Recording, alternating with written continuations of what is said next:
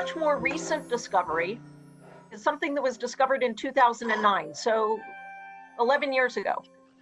And that is a tiny synagogue on the shore of the Sea of Galilee, a little bit to the south of Capernaum. Capernaum, of course, was the base of Jesus's Galilean ministry. Capernaum was a town on the northwest shore of the Sea of Galilee.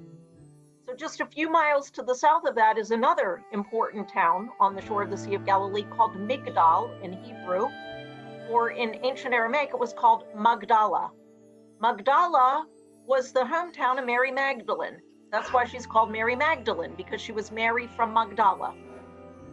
And in 2009, excavations at Magdala, which are ongoing, found a very, very small room that was used as a synagogue. And in the center of that room is a carved stone table with all sorts of images on it that relate to the Jerusalem temple. And the reason why this is important is because we know that synagogues existed in the time of Jesus. They're mentioned in the New Testament, right? And Jesus preached in synagogues, Paul preached in synagogues. But we have very few synagogues archaeologically that we can identify from this period, from the time of Jesus. We do not have the remains of a synagogue from the time of Jesus at Capernaum, even though the Gospel of Luke mentions one, right? The synagogue of the centurion. We don't have the remains of that synagogue at Capernaum.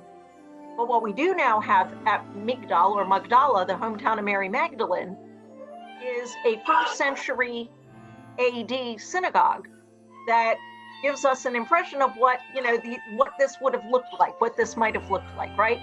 To be fair, the synagogue at Magdala was built probably at least 10 to 20 years after the death of Jesus, right? So it was built a little bit after the death of Jesus. Nevertheless, it's important because it's almost contemporary with the life of Jesus, the life of Mary, and it gives us an indication of if you want to imagine this setting of Jesus preaching in synagogues, right? It gives you a wonderful impression of that. Now, I should mention we do have other synagogue buildings of this period at other sites. There's one on top of Masada, for example. There's one at Gamla.